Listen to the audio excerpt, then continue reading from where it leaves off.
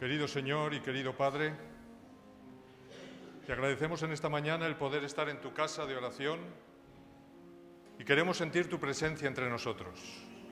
Llénanos a todos de tu Santo Espíritu y danos sabiduría, Señor, para poder entender y aplicar a nuestras vidas lo que esta mañana tú quieres explicarnos. Te lo pedimos en el nombre de Jesús. Amén, Señor.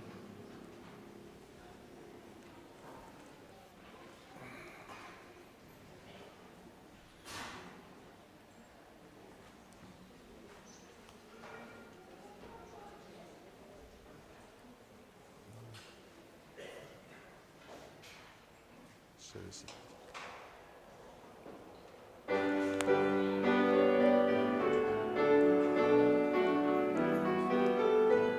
El 6.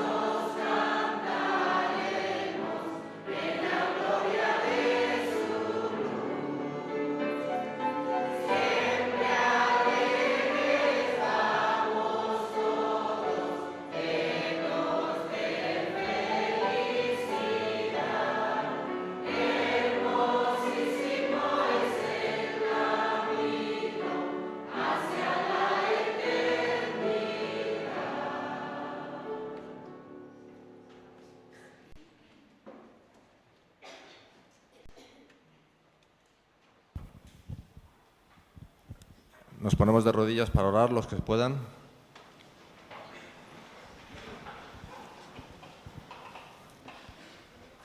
Señor, te pedimos en este sábado que estés con nosotros, que ilumines nuestros corazones. Te pedimos por todas las personas de esta iglesia que están pasando dificultades, algunos de enfermedad, otros económicas, otros espirituales. Estate con nosotros, Señor, y ayúdanos en el reavivamiento que tenemos que hacer para que seamos conscientes de los tiempos que estamos viviendo. Ilumina nuestras mentes, ilumina la mente del pastor para que nos pueda dar un mensaje que llegue a nuestros corazones e ilumínanos para poder ser receptivos con él. Todo esto te lo pedimos en nombre de Jesús. Amén.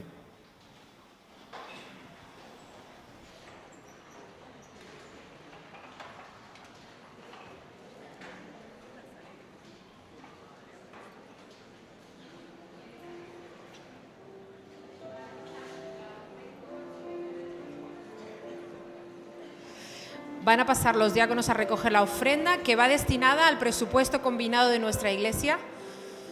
Vamos a ser bondadosos con el Señor y devolver un poquito de lo mucho que Él nos da. Estamos de vacaciones, hermanos, y tenemos muchos bancos vacíos. Estoy segura que es porque hay muchas personas que se encuentran hoy sábado en otras iglesias de España, incluso del extranjero. Pero también estoy segura que en nuestra iglesia hay alguna persona que nos visita o por primera vez o que no es habitual. Y puesto que no tengo un listado con nombres, sí les pediría que levantasen la mano las personas que son visitas. ¿Alguien que vino por primera vez? Gracias, bienvenidos. Deseamos de corazón que os sintáis parte de nuestra iglesia, que podáis sentiros entre vuestros hermanos y vuestros amigos y que juntos podamos disfrutar del mensaje que el Señor tiene preparado para esta mañana para cada uno de nosotros. También quiero saludar, como no, a todas aquellas personas que sábado tras sábado se conectan a través de la tecnología, a través de internet, y que nos escuchan y que nos ven y que comparten con nosotros el mensaje del Señor. Bienvenidos también a todos vosotros, que podáis disfrutar de este hermoso día que el Señor nos ha regalado. Y ahora pido que preparéis vuestra mente, vuestro corazón para escuchar al Señor. Y no olvidemos que cada vez que una persona se pone aquí, el Señor lo ha inspirado, ha llenado su pensamiento del mensaje que Él quiere para nosotros. Y por lo tanto debemos escucharle con reverencia, con respeto, porque el Señor tiene algo importante seguro que decirnos en el día de hoy. Así que estemos atentos y que tengáis todos un hermosísimo sábado. Amén.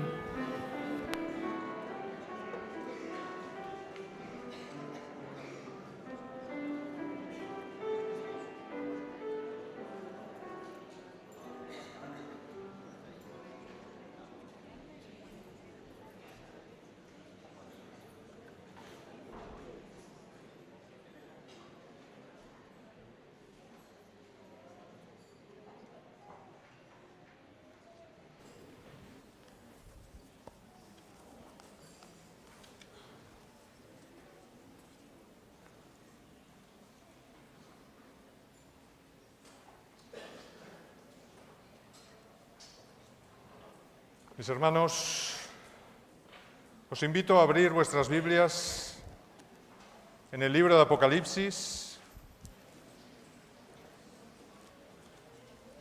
capítulo 16, y vamos a leer los versículos 12 al 16. Apocalipsis, capítulo 16, y leeremos los versículos 12 al 16.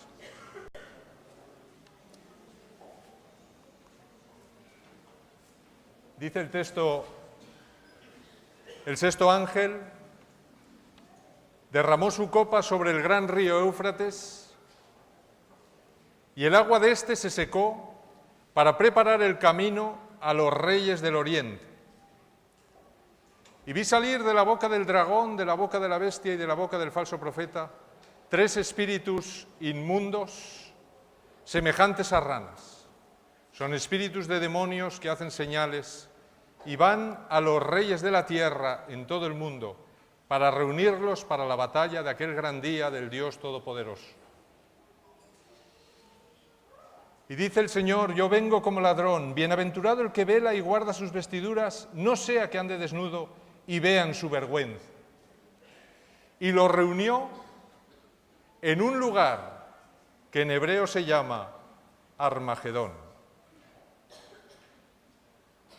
Mis hermanos, esta es la descripción de la sexta plaga. Se ha terminado el tiempo de gracia y hemos llegado a la penúltima batalla que Satanás tendrá en este mundo. Una batalla que ya anuncia la Biblia que perderá igual que las batallas anteriores. Pero, ¿por qué el apóstol Juan se le revela que este lugar donde tendrá lugar la última gran batalla entre la verdad y el error en nuestro mundo se denomina Armagedón en hebreo. ¿Qué significa esta palabra? Pues hay una teoría que dice que Ar en hebreo, que es monte, y Magedón vendría de Megidón, que serían los montes de Megido. Es decir, me está señalando el lugar simbólicamente, no literalmente, simbólicamente, donde tendría lugar esta última batalla. Los montes de Megido rodeaban una enorme llanura, que luego veremos en un plano. Y en esa enorme llanura que estaba al norte de Israel se libraban terribles batallas, batallas decisivas. Porque quien dominaba esa llanura, quien dominaba toda la llanura de los montes de Megido, dominaba toda Palestina. Así es que eran batallas decisivas, porque quien lograba el dominio, lograba la victoria y lograba el dominio del pueblo de Dios. Así es que será la última gran batalla decisiva en este mundo por el dominio de este mundo, por el dominio del pueblo de Dios. Una batalla entre la verdad y el error, entre el pueblo de Dios y todos los que se oponen a Dios. Y Dios dice, mirad en el Antiguo Testamento ¿dónde se libraban las batallas decisivas? Se libraban en el valle del Armagedón, es decir, en los montes de Megido, en la llanura que había circundada por los montes de Megido. Pero hay otra lectura del término Armagedón, y la otra lectura en hebreo del término Armagedón sería esta. Ar significaría monte, a continuación vendría el término hebreo Moed, que significa reunión, y curiosamente queda Gidón, y Gidón es exactamente el nombre hebreo de Gedeón. Así es que me estaría diciendo, mira en los Jueces la gran batalla que hubo en el monte de la reunión de Gedeón, es decir, donde Gedeón reunió a 300 hombres que obtuvieron una victoria sobre 3 poderosísimos enemigos, y fue el Señor el que peleó por ellos y el que luchó en su lugar. Mis hermanos, tal como nos dice Apocalipsis, vayamos a ver la batalla de Gedeón, a ver qué lecciones importantes tiene para nosotros que estamos encaminándonos hacia esa batalla final en nuestro mundo. Vamos a ir a Jueces capítulo 6, versículos 1 al 6. Dice ahí, los hijos de Israel hicieron lo malo ante los ojos de Jehová, y Jehová los entregó en manos de Madián por 7 años. Atentos a este tiempo, por 7 años estuvieron esclavos de Madián. Y como la mano de Madián los oprimía cada vez más, los hijos de Israel, por temor a los madianitas, hicieron cuevas en los montes y cavernas y lugares fortificados. Pues sucedía que cuando Israel tenía algo sembrado, subían los madianitas y amalecitas, y los hijos del oriente contra ellos subían y los atacaban. ¿Cuántos enemigos subían a atacarles? Madianitas, amalecitas y los hijos del oriente. 3 poderosos enemigos subían contra el pueblo de Israel para atacarles, robarles y quitarles todo lo que tenían absolutamente. Y dice que acampaban frente a ellos y destruían los frutos de la tierra hasta llegar a Gaza, y no dejaban que comer en Israel ni ovejas, ni bueyes, ni asnos. Con sus tiendas y sus ganados subían como una inmensa nube de langostas. Ellos y sus camellos eran innumerables y venía la tierra para devastarla. De este modo se empobrecía Israel en gran manera por causa de Madián, y los hijos de Israel clamaron a Jehová. Esta historia ocurrió, mis hermanos, hace unos 3.200 años. Fijaros que la situación de Israel, como nos dice el texto, es que estaban viviendo en cuevas, estaban viviendo en la pobreza más absoluta, estaban viviendo sin comida por culpa de los madianitas. ¿Y quiénes eran los madianitas? Pues curiosamente los madianitas eran familia de ellos. Qué interesante, familiares de ellos les están atacando. gente que tenía que haber creído lo que ellos creían, adorado al mismo Dios, han apostatado de la verdad, se han marchado, se han convertido en un pueblo muy numeroso y ahora les están atacando. ¿Y quién era Madián? Pues mis hermanos, Madián, sabemos por la Biblia que era un hijo que tuvo Abraham con Cetura, una sierva, después de la muerte de Sara. Así es que eran hermanastros que estaban atacando al pueblo de Dios de una manera terrible. Y se habían juntado con otros dos poderes para atacar al pueblo de Dios. Y fijaros que su situación era terrible porque estaban ya viviendo en las cuevas y las cavernas de las montañas. ¿Y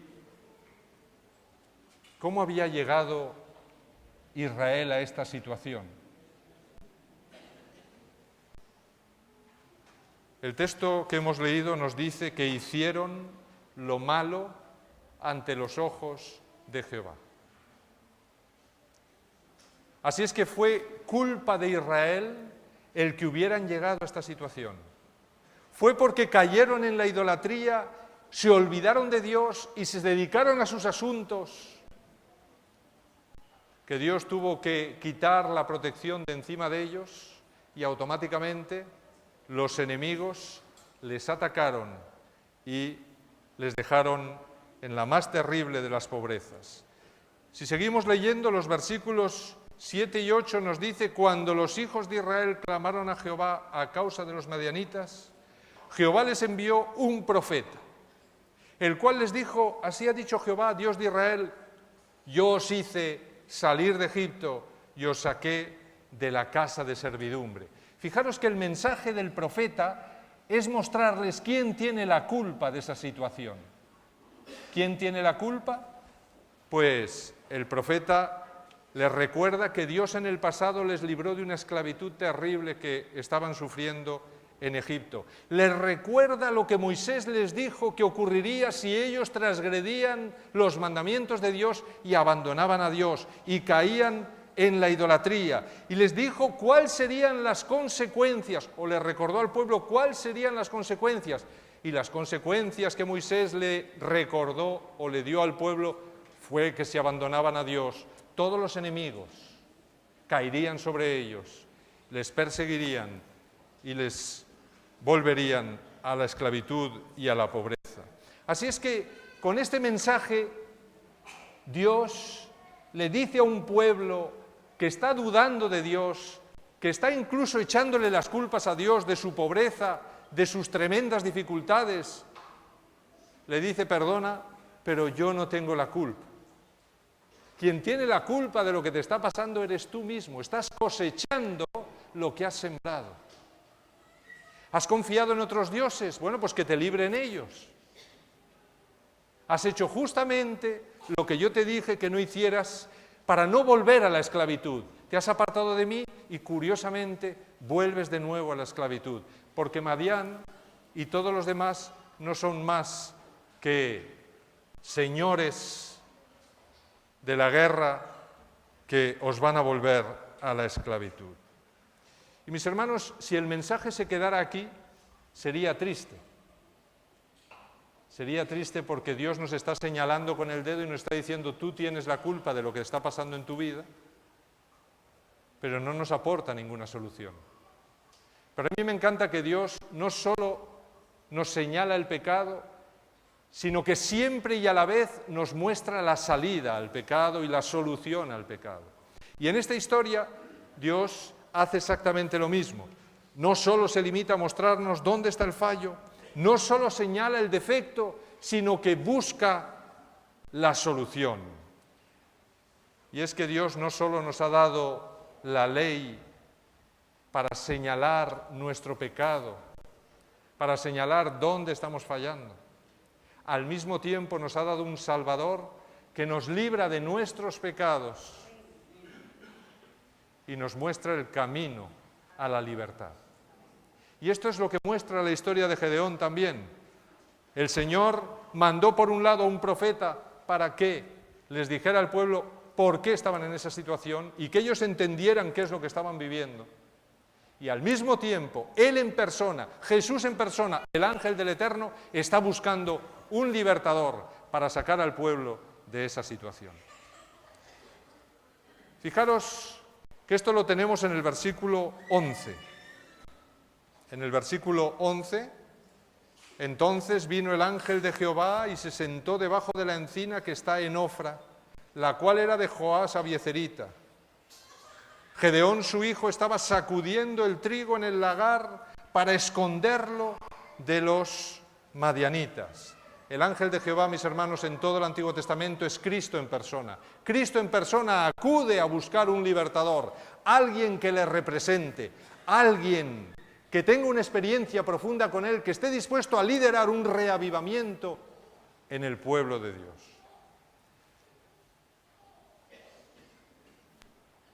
Dice el versículo 12,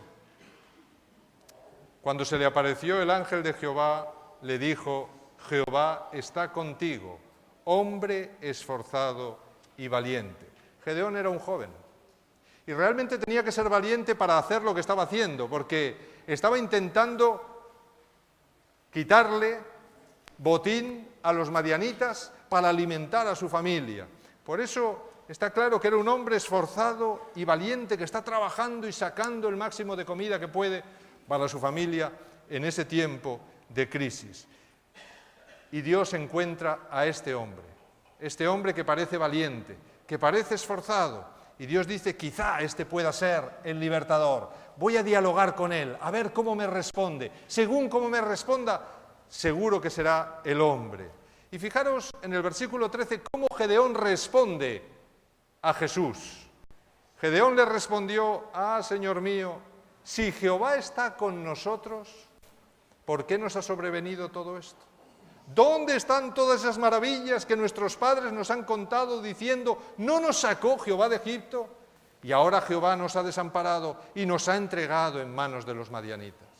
Fijaros que Gedeón es un joven que vive la religión de sus padres, pero él no ha tenido una experiencia personal con Dios. Él dice: lo que mis padres me han contado. ¿Dónde está ese Dios que mis padres me han contado? Porque realmente no lo veo. Realmente lo que yo estoy sufriendo, no veo a Dios por ningún sitio. ¿Quién es el culpable de los problemas que tengo? Es Dios, ¿no? Y fijaros que el texto está mostrando ese diálogo. Así es que Gedeón, fijaros que está viviendo la religión de sus padres, pero no tiene una vivencia personal con Dios. Está viviendo una religión de oídas, como muchos de nuestros jóvenes. Y él dice: bueno, si Dios existe, ¿dónde está? Porque no lo veo. ¿Dónde está para librarnos de esta situación? ¿No libró a nuestros padres? ¿No es esa su experiencia? ¿Por qué no nos libra ahora?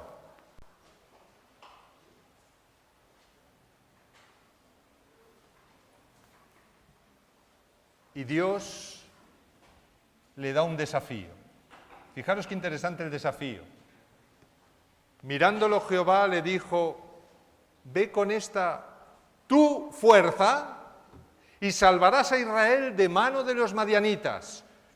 ¿Acaso no te envío yo? ¿Qué le está diciendo Dios a este joven? Fijaros que está ignorando completamente o aparentemente ignorando la argumentación que le está haciendo el joven, y él le dice: mira, aquí estoy, tú puedes ser el libertador, eres un joven esforzado, valiente y tienes fuerza. Puedes ser el líder que estoy buscando. Yo te envío. Ve con tu fuerza, ve con tus planes, haz un plan, monta un ejército y libera al pueblo. Yo te envío, te doy la orden. Mis hermanos, a veces nos parece que esto es suficiente para decir: pues sí, Señor, aquí voy yo.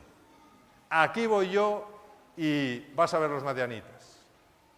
Voy a trazar planes, voy a hacer un proyecto, me voy a reunir con la junta de iglesia y vamos a acabar con el enemigo, vamos a predicar el evangelio hasta los confines de la tierra, vamos a hacer lo que el Señor nos pide de una vez, porque el Señor nos lo ha pedido, ¿eh? ¿No te envío yo? Y Gedeón podría decir: pues sí, oye, tengo los dones suficientes, tengo lo que necesito, soy fuerte, soy valiente y soy esforzado, ya está.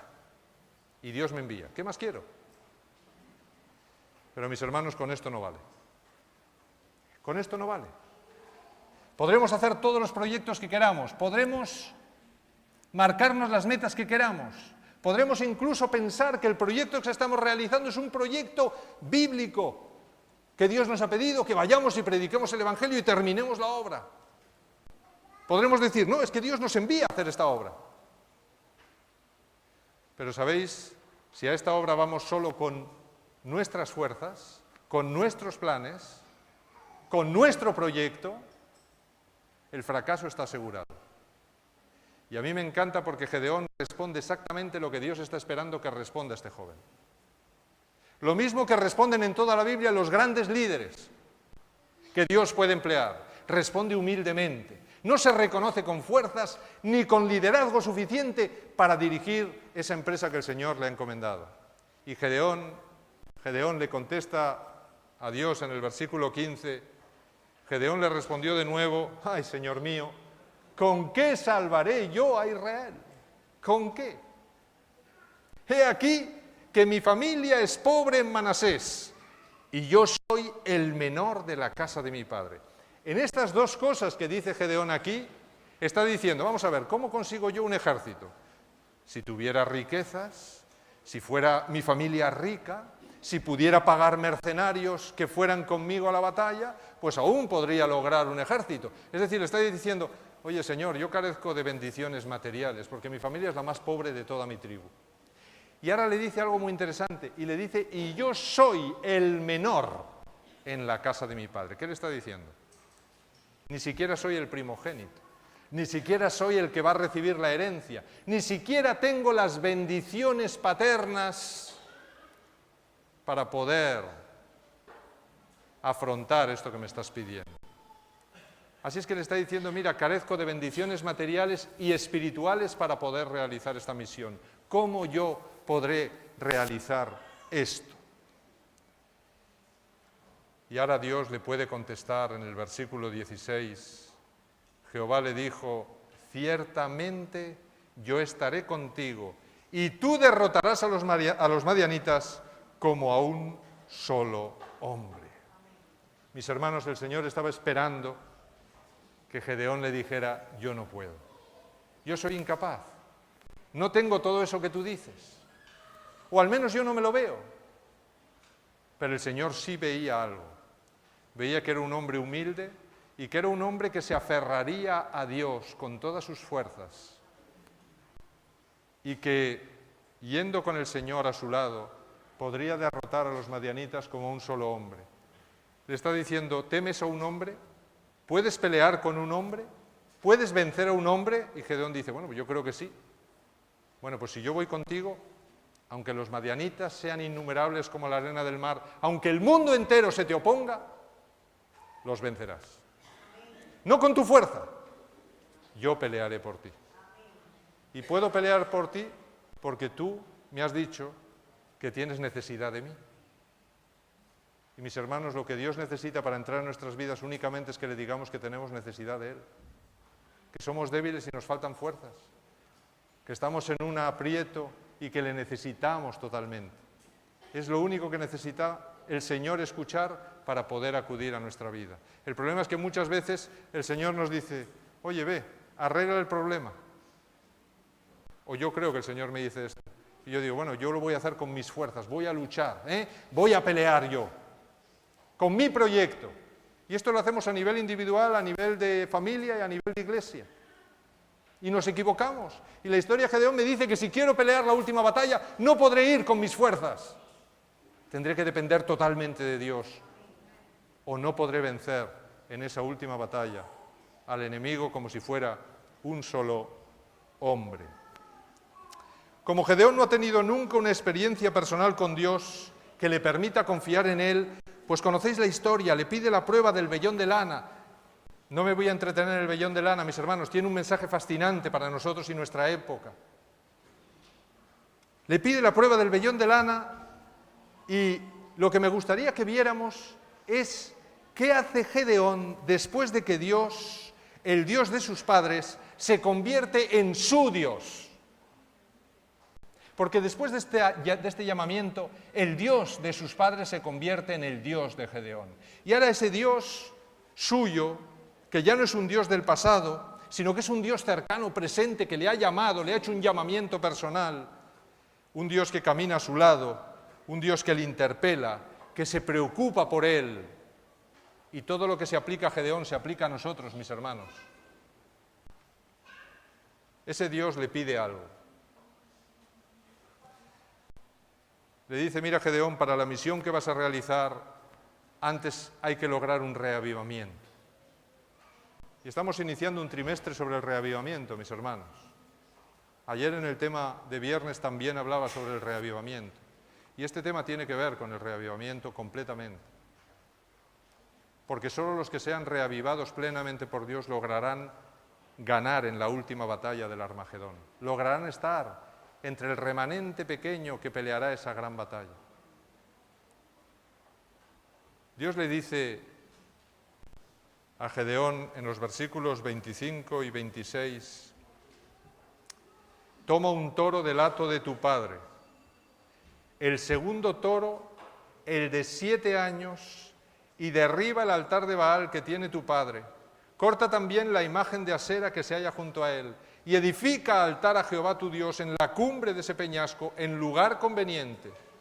Toma después aquel segundo toro. Fijaros que Dios está especificando el segundo toro, el de 7 años. No quiero otro toro, quiero ese toro. Y sacrifícalo en holocausto con la madera de la imagen de Asera que habrás cortado. Así es que resulta que en la familia de Gedeón había un enorme ídolo, un ídolo que veneraba a todo el pueblo. Y Dios le dice, quiero que tomes el toro de 7 años. ¿Por qué creéis que le pide el toro de 7 años? ¿Por qué? ¿A quién representa ese toro, mis hermanos? Ese toro que tiene que morir sacrificado, ¿a quién representa? Representa a Jesús, que muere por nuestros pecados. ¿Y cuánto tiempo de pecado, leímos en el texto al principio, llevaba el pueblo de Israel? ¿Cuántos años de pecado llevaba? ¿Cuántos? 7 años, mis hermanos. Así es que con ese toro Dios intenta perdonar el pecado de todo el pueblo de Israel durante esos 7 años. Intenta perdonar la idolatría. Pero dice, para ello primero tendrás que derribar la imagen de Asera, es decir, tendrás que eliminar la idolatría de tu vida si quieres que realmente yo pueda perdonar tus pecados. Tienes que querer ser perdonado. Así es que el Señor está dispuesto a perdonar todos los pecados de nuestra vida. Y fijaros que son los pecados que hay en nuestra vida los que impiden un verdadero reavivamiento en nuestras vidas. Solo cuando yo acepte a Jesús como mi Salvador personal, cuando confíe plenamente en Él, cuando Él sea lo primero en mi vida, cuando realmente Él sea lo único en mi vida, mis hermanos, entonces el Señor podrá hacer una limpieza de mi vida, podrá llenarme de su Santo Espíritu y yo podré ser un líder en mi iglesia, en mi familia, en mi entorno, que finalmente logrará vencer en la última batalla. Así es que Dios nos pide una eliminación de la idolatría de nuestra vida y una reconsagración a Dios plena. Y mis hermanos, no hace falta un ídolo como el que tenía Gedeón en su casa para caer en la idolatría. Cualquier cosa que ocupe el primer lugar en mi vida es un ídolo. Un ídolo que me está impidiendo formar parte del pueblo de Dios. Un ídolo que me está impidiendo llegar a pelear la última gran batalla por Dios. ¿Qué ocurre cuando se produce un reavivamiento en nuestra vida, cuando nos entregamos plenamente al Señor y cuando decidimos eliminar completamente a Satanás, o soltamos la mano de Satanás y se las damos plenamente a Jesús? ¿Qué ocurre entonces, mis hermanos? Pues ocurre lo que dice el versículo 33. ¿Qué ocurre? Dice, pero todos los madianitas y amalecitas y los del oriente se juntaron a una y cruzando el Jordán acamparon en el valle de Jezreel. El valle de Jezreel es el valle del Armagedón, es el valle que queda justo en medio o entre los montes de Megiddo. Así es que, ¿qué ocurre cuando yo quiero abandonar toda la idolatría que hay en mi vida y únicamente dedicar mi vida a Dios y buscar un reavivamiento en mi vida? ¿Qué hace Satanás? Automáticamente se gira hacia mí y dice, se me está escapando un esclavo. Rápidamente, todas mis fuerzas contra él, y junta a 3 poderosos enemigos que a una se lanzan contra el pueblo de Dios. Así es que, mis hermanos, cuando reavivemos nuestras vidas, Satanás pondrá todas sus fuerzas contra nosotros. Fijaros que la historia de Gedeón está relatada como si fuera una partida de ajedrez. Dios mueve y Satanás mueve. Lo importante no son las jugadas, lo importante es quién ganará, quién hará jaque mate al final. En el valle de Jezreel, los peones oscuros de Satanás parecen llenar ese valle. El valle de Jezreel, mis hermanos, era ese lugar estratégico, lo tenéis ahí en el plano, aquí está toda Palestina, y el valle de Jezreel está aquí, los montes de Megiddo están aquí en esta zona, y el valle de Jezreel está aquí. Fijaros que era una gran llanura donde tenían lugar las batallas principales de todos los enemigos que entraban desde el norte para dominar toda esta zona. Esta era la frontera, de alguna manera. Quien dominaba ese valle, dominaba al pueblo de Dios. Así es que era una batalla decisiva. Y Satanás lleva todas sus fuerzas a este valle. Cuando Apocalipsis cita este valle, lo dice porque está diciéndonos simbólicamente no que se vayan a juntar aquí los chinos o los rusos o quien sea, ¿verdad?, como creen algunas denominaciones. Lo que me está diciendo es, mira el Antiguo Testamento, la batalla de Gedeón, porque exactamente así será la última gran batalla. 3 poderosos enemigos de Israel se congregaron en el valle de Jezreel. Los madianitas, los amalecitas y los del oriente se juntaron a una y cruzando el Jordán acamparon en el valle de Jezreel. Mis hermanos, ¿qué 3 poderosos enemigos entre ellos se juntaron a una para acabar con la vida de Jesús? ¿Os acordáis? Los romanos, los saduceos y los fariseos. No se podían ni ver entre ellos. Pero los 3 se juntaron para acabar con Jesús. Satanás siempre tiene 3 grandes enemigos en nuestra contra. Y los juntará a todos. No importa que se lleven muy mal ahora. Los juntará a todos, mis hermanos, para atacar al pueblo de Dios cuando el pueblo de Dios refleje realmente la imagen de Cristo. Cuando el pueblo de Dios sea reavivado realmente, entonces Satanás juntará a los madianitas, los amalecitas y los del oriente. Bueno, Apocalipsis me dice que será el dragón, la bestia y el falso profeta se juntarán a una para atacar al pueblo de Dios. ¿Y cuál es la respuesta de Dios frente al movimiento desafiante de Satanás? Versículo 34. Dios dice, entonces el Espíritu de Jehová vino sobre Gedeón, y cuando éste tocó el cuerno, los abiezeritas se reunieron con él. Envió mensajeros por todo Manasés, y también ellos se le unieron. Asimismo envió mensajeros a Aser, a Zabulón y a Neftalí, los cuales salieron a su encuentro. Mis hermanos, se produce un reavivamiento en el pueblo de Dios y ¿cuántos hombres se juntan? Si tenemos en cuenta los números que nos da el relato, se juntaron 32.000 hombres frente a este llamamiento que hizo Gedeón. Fijaros que la respuesta frente al movimiento desafiante de Satanás es que Dios derrama su Espíritu Santo sobre Gedeón y sobre el pueblo y muchos responden al llamado. En total, 32.000 hombres se juntaron al llamado de Gedeón. 32.000 hombres dispuestos a realizar la misión y el proyecto de Dios. Y yo me imagino que Gedeón está contento, porque 32.000 hombres son un gran ejército. Y es cierto que posiblemente no eran tantos como los madianitas, pero él piensa, bueno, si Dios ayuda un poquito, pues automáticamente vamos a derrotar completamente a los enemigos. Pero Dios no piensa como nosotros. Y Dios le dice en Jueces 7, versículos 2 y 3, Jehová dijo a Gedeón, hay mucha gente contigo para que yo entregue a los madianitas en tus manos, pues Israel puede jactarse contra mí diciendo, mi mano me ha salvado. Ahora pues, haz pregonar esto a oídos del pueblo, quien tema y se estremezca, que madrugue y regrese a su casa desde el monte de Galaad. Y regresaron de los del pueblo 22.000 y quedaron 10.000. Ahí sabemos que eran 32.000. Mis hermanos, se fueron 2/3 cuando Gedeón dijo, los que tengan miedo y se estremezcan, que se vayan. ¿Qué mensaje me está dando esta historia, mis hermanos? De alguna manera Dios le estaba diciendo, y nos está diciendo hoy a esta iglesia, me está diciendo a mí personalmente y a vosotros, mis hermanos, que los que confían en sí mismos y en sus fuerzas,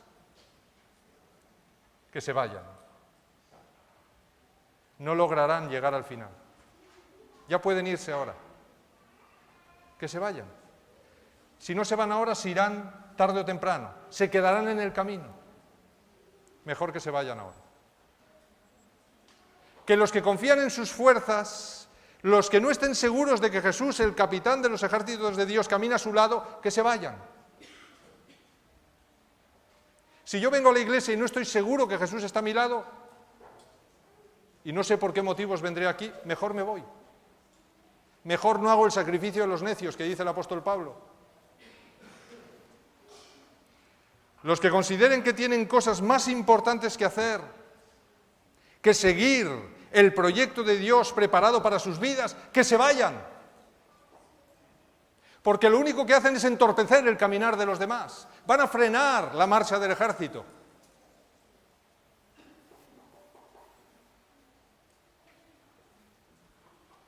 Los que tengan temor y miedo a las dificultades y los problemas, que se vuelvan a sus casas.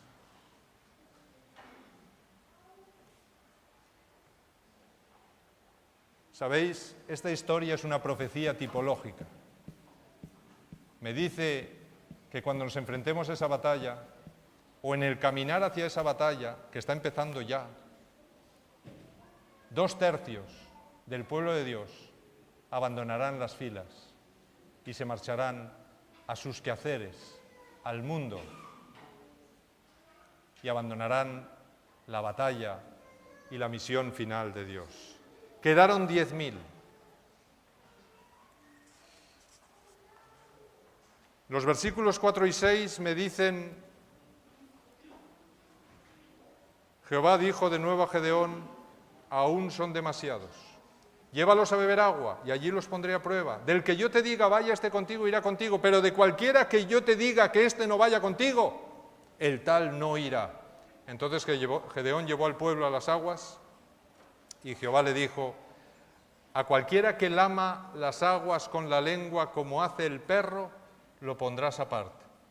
Y lo mismo harás con cualquiera que doble sus rodillas para beber. Y el número de los que lamieron llevándose el agua a la boca con la mano fue de 300 hombres. El resto del pueblo dobló sus rodillas para beber las aguas. Mis hermanos, ¿por qué esto?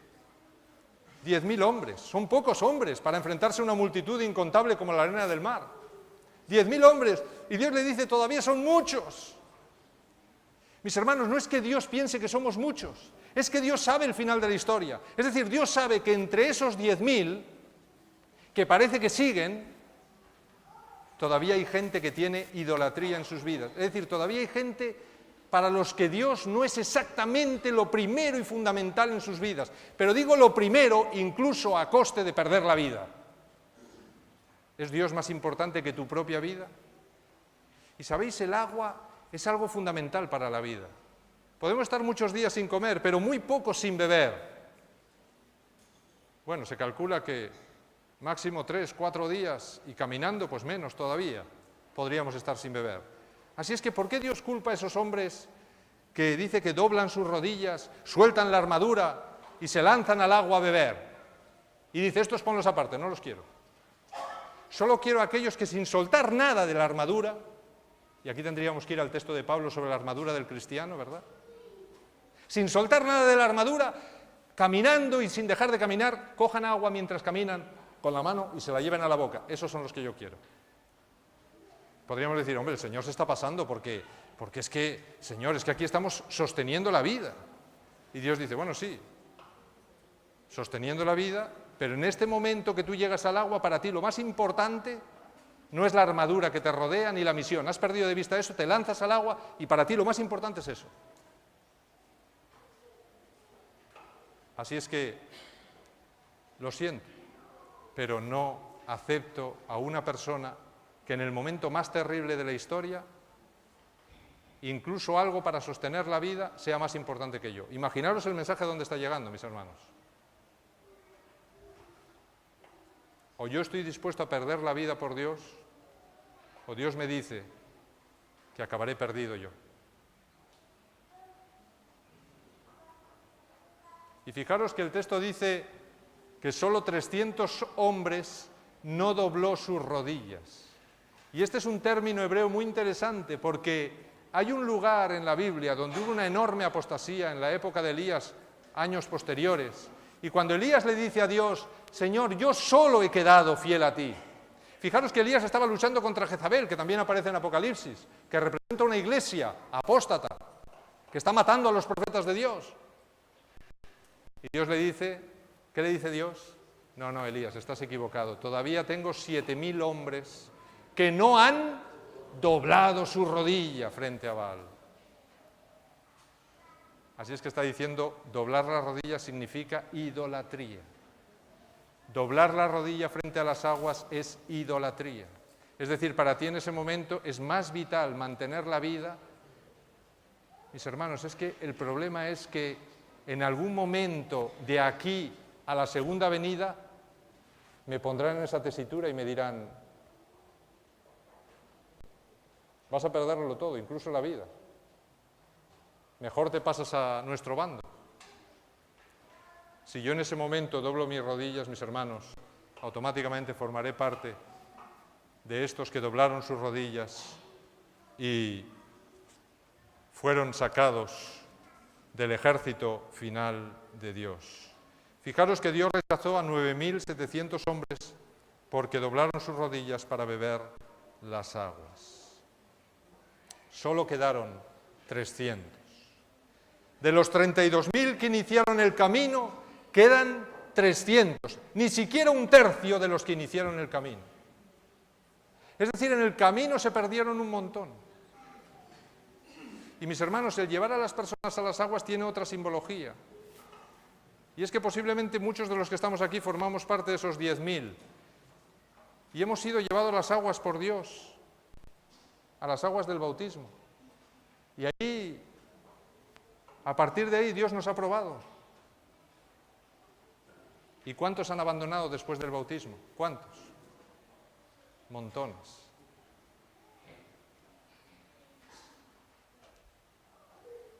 Solo 300 hombres quedaron de los 32.000 que iniciaron el camino.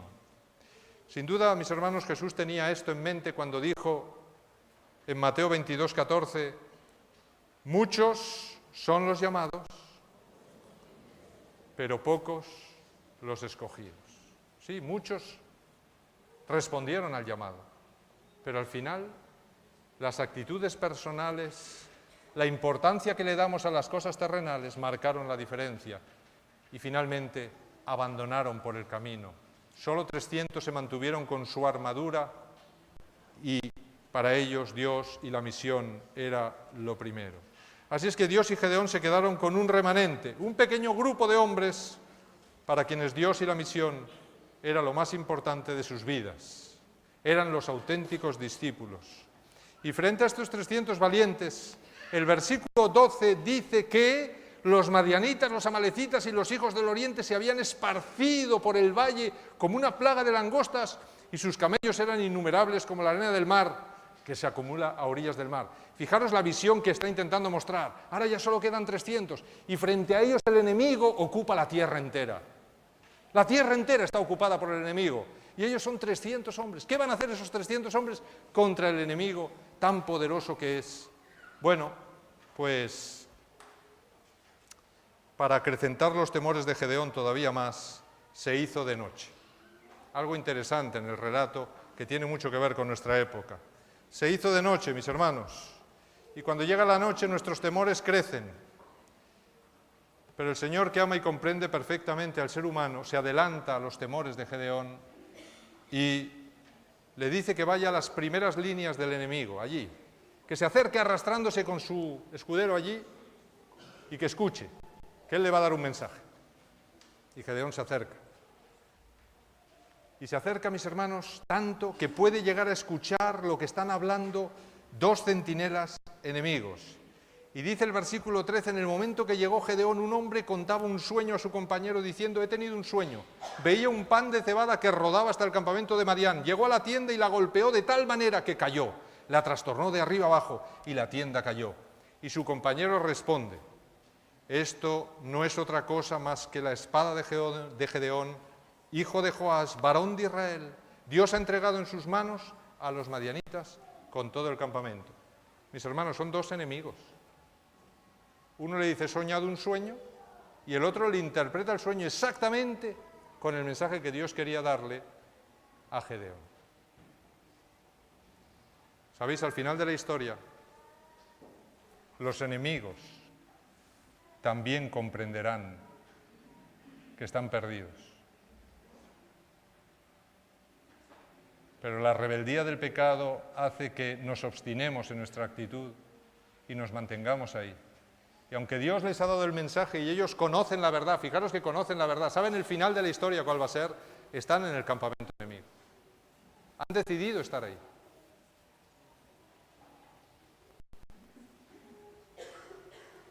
¿Por qué Dios le dice a Gedeón que va a derribar todo el enemigo con un pan de cebada?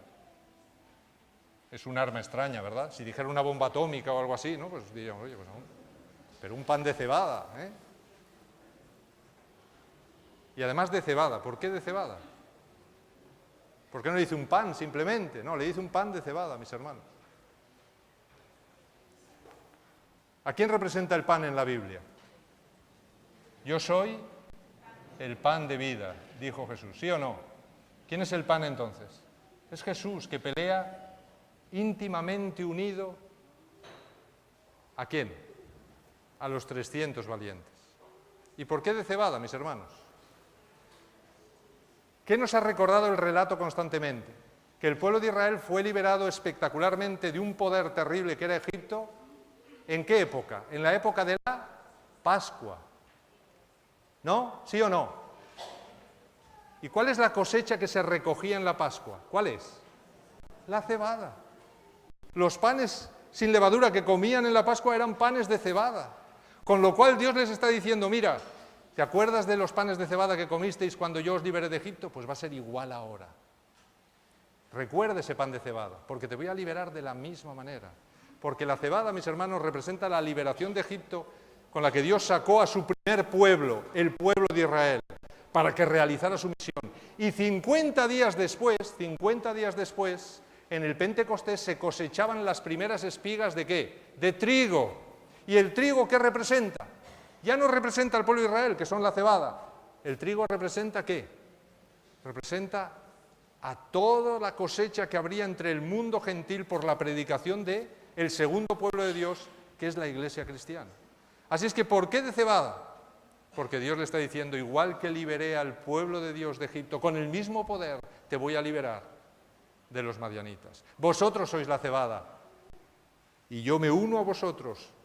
Yo soy el pan y todos vosotros dentro de mí y juntos vamos a liberar a este pueblo.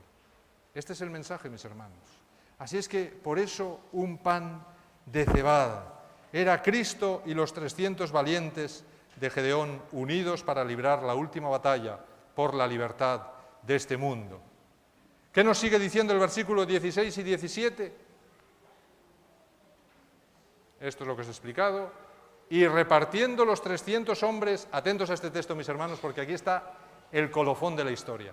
Repartiendo los 300 hombres en 3 escuadrones de 100 cada uno, puso trompetas en manos de todos ellos y cántaros vacíos con antorchas ardiendo dentro de los cántaros. Y entonces les dijo: miradme a mí y haced como hago yo. Y cuando yo llegue al extremo del campamento, haréis vosotros exactamente como hago yo. A mí me encanta que Gedeón es un líder excelente. Se pone como ejemplo. Gedeón está siendo aquí tipo de Jesús. De alguna manera, Jesús nos dirá al final: haced exactamente lo que yo haga. No hagáis nada que tenga que ver con vosotros. Dependéis completamente de mí. Así es que lo que yo haga, hacedlo y lograréis la victoria. No se te ocurra añadir nada a la palabra de Dios ni quitar nada. No se te ocurra decir una palabra tuya. No se te ocurra ir con tus fuerzas. Haz exactamente lo que yo te voy a decir que hagas.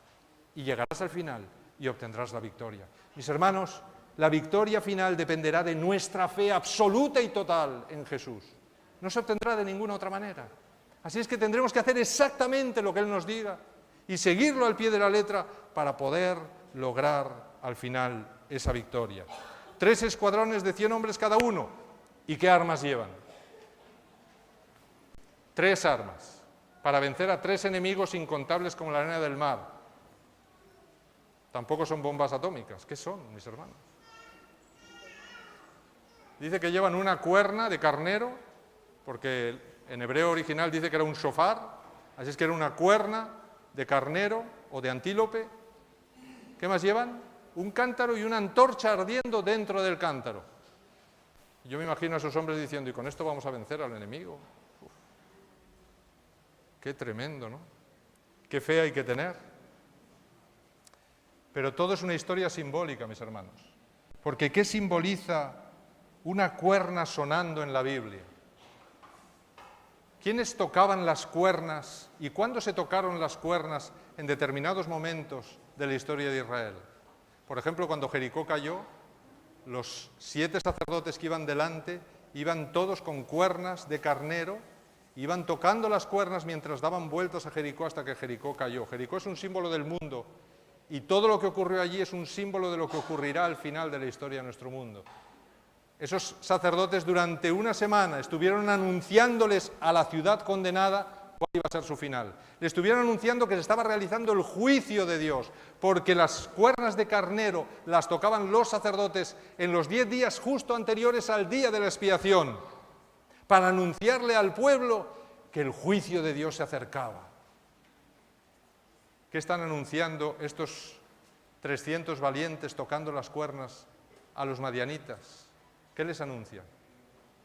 Que el juicio de Dios ha llegado, que el juicio de Dios se está realizando. ¿De qué símbolo el cántaro de barro en la Biblia? Yo ya lo he explicado en esta iglesia. El cántaro representa al ser humano en toda la Biblia, mis hermanos. ¿Y qué hay dentro del cántaro? Una antorcha ardiendo. ¿Y qué es la antorcha? Primera de Pedro me dice que es la antorcha. Me dice que es la palabra profética, mis hermanos. Y la palabra profética es llamada en Apocalipsis el testimonio de Jesucristo. ¿Qué tienen esos hombres ardiendo dentro de sí?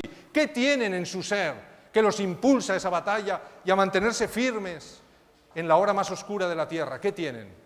Tienen ardiendo dentro de sí, mis hermanos, el poder del Espíritu Santo. Tienen ardiendo la misión que Jesús les ha encomendado. Tienen ardiendo dentro de sí el testimonio, tienen que dar testimonio de Jesús. Y le están dando el último gran testimonio a un mundo que está a punto de perecer. ¿Cómo emplearon esas armas y en qué orden las emplearon? Fijaros lo que dicen los versículos 19 y 20. Llegaron pues Gedeón y los 100 hombres que éste llevaba consigo al extremo del campamento, cuando acababan de renovar los centinelas de la guardia de la medianoche. O sea que están atacando a la medianoche.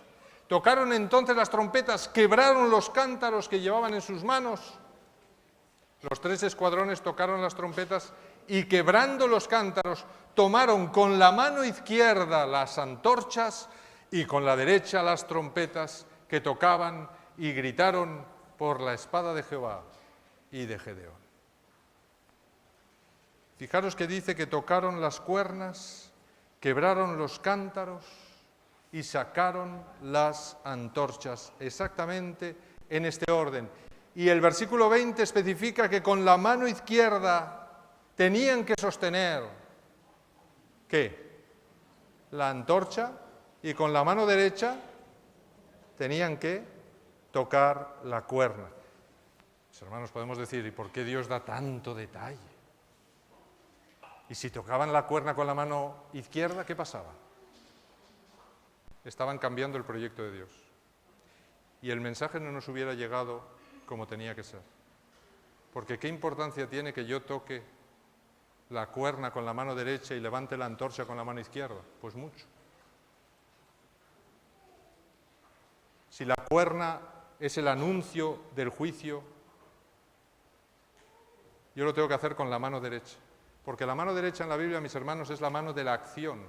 Es la mano de lo que yo puedo hacer, de lo que yo tengo que hacer. La mano izquierda es la ayuda, que viene en ayuda de la mano derecha. Así lo entendían los antiguos. ¿Y qué es lo que va a venir en ayuda mía cuando yo predique el Evangelio? ¿Quién va a venir en ayuda mía? ¿Quién? Y lo sostengo con la mano izquierda, que es la mano débil, la mano que ayuda. ¿Quién? La mano de lo que yo no puedo hacer. ¿Quién va a dar el poder a mi mensaje? El Espíritu Santo, mis hermanos. Así es que Dios me dice, tú predica. Predica. Eso es lo primero que tienes que hacer. Saca la cuerna con la mano derecha y predica. Predica el juicio final. Predica que estamos en tiempo de juicio. Mis hermanos, ¿por qué 3 escuadrones? ¿Por qué? En Apocalipsis, ¿cuántos ángeles van por en medio del cielo? ¿Cuántos? Dando el último mensaje de amonestación a este mundo. ¿Cuántos? 3 ángeles, 3 escuadrones. ¿Y por qué a las 12 de la medianoche? En la parábola de las 10 vírgenes, ¿a qué hora viene el esposo, mis hermanos? A la medianoche sonó el grito. Por la espada de Jehová y de Gedeón sonó el grito.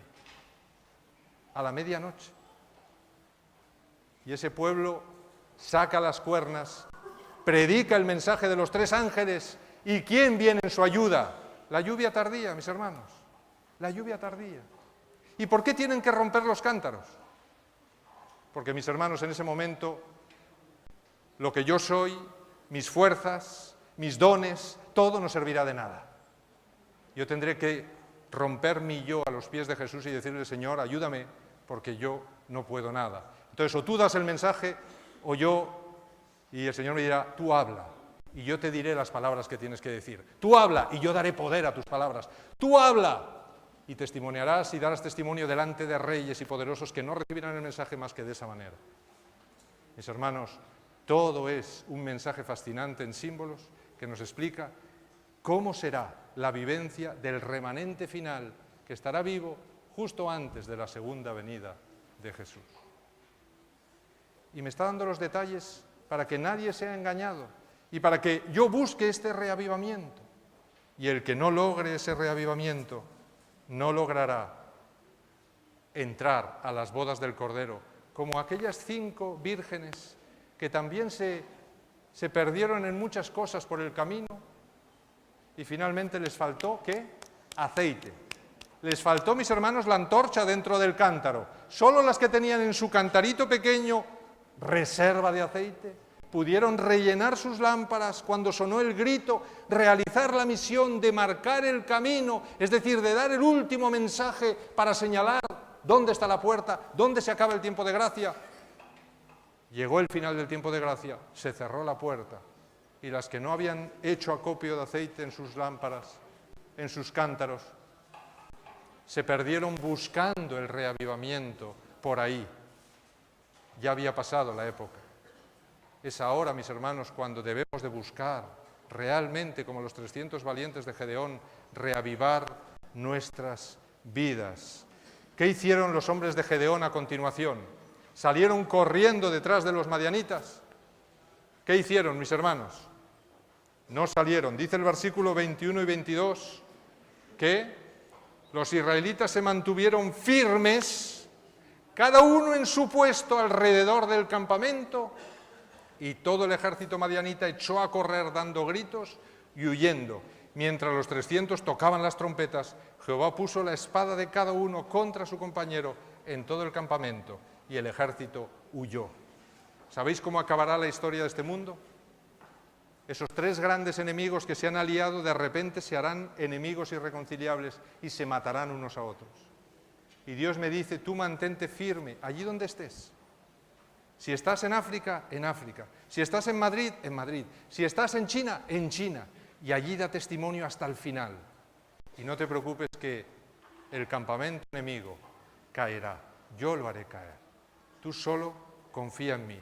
Preocúpate de mantener tu armadura perfecta. La que dice el apóstol Pablo, tu armadura perfecta, en todo momento. Búscame. Entra a formar parte de mí, como esos 300 entraron a formar parte del pan de cebada, íntimamente unidos con Jesús. Haced exactamente lo que yo os diga y obtendréis la victoria, porque yo ganaré esa victoria. Mis hermanos, Satanás está perdido y está derrotado. Todo lo que hace no son más que movimientos intimidatorios. Si yo me dejo llevar por esos movimientos intimidatorios y me dan miedo y me asustan, entonces no formaré parte del pueblo remanente de Dios. El momento de tomar la decisión y de reavivarse es ya, porque el campamento enemigo ya se está reuniendo, ya se está reuniendo, ya se está montando y preparando el Valle del Armagedón. Así es que, mis hermanos, también es momento de que yo me decida totalmente por Jesús y decida seguirle hasta el final, hasta donde Él me llame, unido íntimamente con Él y lleno del Espíritu Santo. Ojalá esa sea tu experiencia. Que el Señor os bendiga, mis hermanos.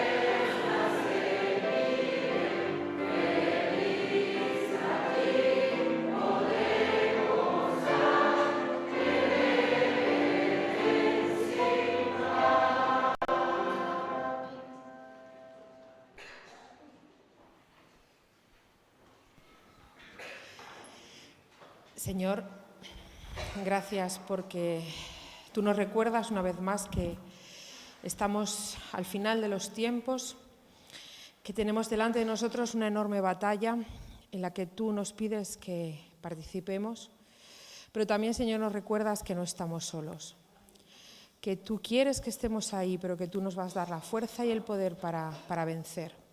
Señor, queremos formar parte de los 300 valientes de Gedeón. Queremos que tú nos des la fe, la confianza, la esperanza de que la victoria es tuya. Y como hemos cantado, pronto podamos vestir las vestiduras blancas, podamos ceñir la corona, Señor, y podamos compartir la eternidad contigo. Por ello, Señor, te pedimos que tú nos mantengas y nos alientes cada día. En el nombre de tu amado Jesús. Amén.